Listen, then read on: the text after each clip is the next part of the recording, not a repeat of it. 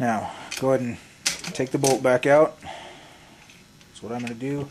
So what I'm going to do is I'm going to do a removal of the complete trigger group. I'll do a removal of the complete trigger group. While I have it out, I'll disassemble the entire trigger group to show you what all the parts are and show you how to put them back together. But when I put them back together, instead of putting this trigger and this trigger spring back on, I will replace it with the Rifle Basics trigger. Easiest way to do this is to use a guide rod. A little brass punch works best. So brass punch works best. If you don't have one the right diameter, or if you have something else, I use a little Torx head wrench that is round. That's almost the same exact diameter as this pin. Now remove this. What we did to take the trigger off is remove this pin. This is the safety pin. To take the entire trigger group, pull this pin. It's flat on one side, just like a nail, and then has just a tapered tip on the other. Just like a nail, only not sharp.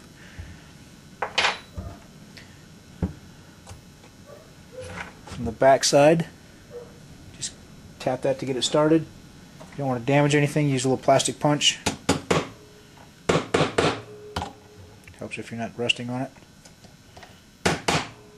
Tap that to get it started. And then you'll see it's starting to come out here. Now at that point, what I like to do is take my guide and use the guide to push it through whatever I'm going to use as a guide. That keeps everything lined up. Keeps everything lined up so that I don't lose that spring. That spring right there is under tension. It's a little coil spring. You will lose that spring.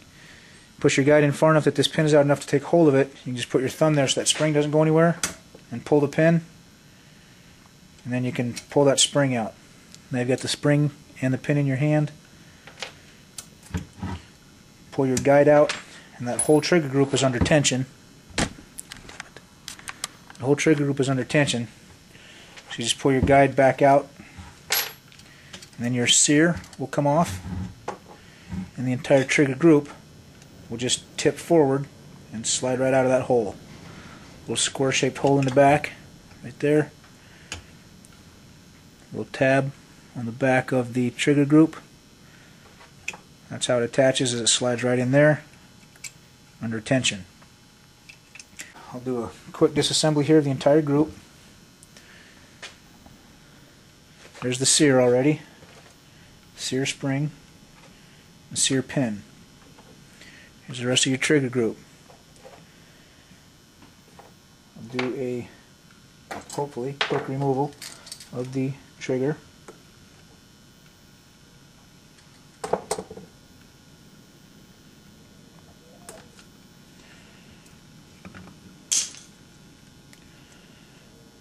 Trigger pin clip, trigger spring.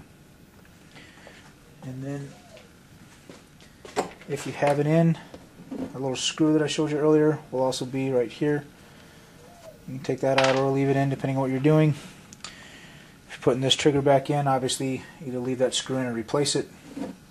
Otherwise, take it out if you're going to replace the whole trigger group, or the whole trigger. Also, once you have it out, this silver pin is the safety retention pin. That's what holds the safety. This is the safety.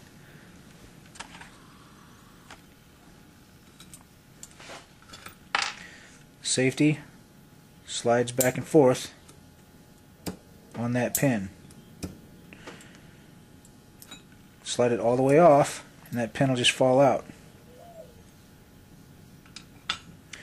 If you look on the safety, on the bottom of the safety, there's just a little metal clip.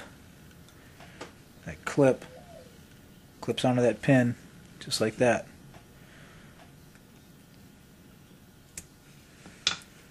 And that pin will be inside the trigger group right there. Now for reassembly, like I said, I'm going to reassemble it with my Rifle Basics trigger. So the original trigger and the original trigger spring can both be gotten rid of. If you had that screw, you can also get rid of that. And I'm referring to that screw right there. Again, that screw usually goes up through the bottom of this, and the trigger spring goes through both of those like that while it's in there. And to reassemble it, start with the safety. If you look at the trigger group, that tab is towards the back of the rifle, the butt of the rifle. That little loop, if you have a AccuTrigger, that little loop will not exist. If you have an aftermarket trigger, like a Rifle Basics trigger that you bought the entire trigger group, that little loop will not exist. So the tab goes towards the back of the rifle. As you're looking at the trigger group, there's 3 holes. The front hole, actually 4 holes if you count that one. The front hole is the safety retention pin hole. Bottom hole is the trigger. Top hole is the sear pin. Put the safety retention pin in the front hole until it is through on both sides. It'll be flush on both sides and in the middle there. Take the safety with the tab, little tab on the back of the safety facing towards the back because it will fit on top of that tab. Slide it in from the front so that this little metal clip, that little metal clip right there, grabs the pin that's in there. Slide it back until it clicks, and then go ahead and slide it all the way back into the safe position.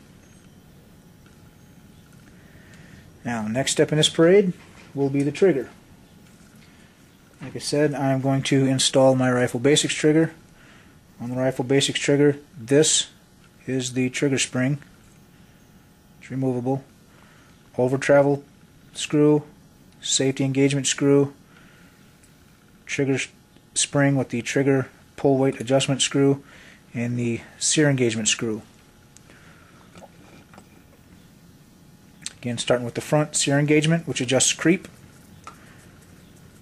trigger spring, trigger pull weight, which adjusts the trigger pull weight, safety engagement, which just makes sure that the safety works properly in all the positions, and the over travel, which keeps the trigger from continuing to move after the sear releases.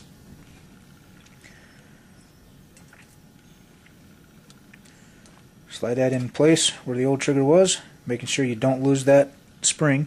If you buy this, like I said, you can buy the aftermarket Rifle Basics trigger as an entire trigger group, or you can buy just the trigger with these 4 bolts in this spring. All the 4 bolts are basically the same size, with the front one being a little bit shorter than the back ones usually, but they'll come disassembled, so you actually have to put them in.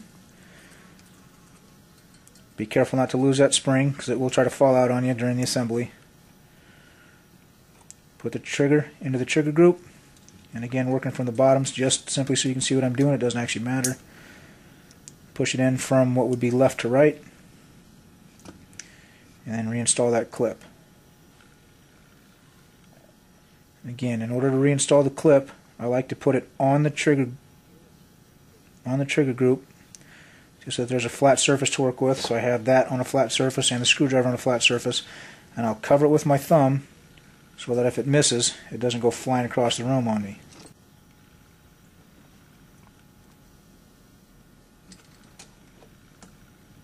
There.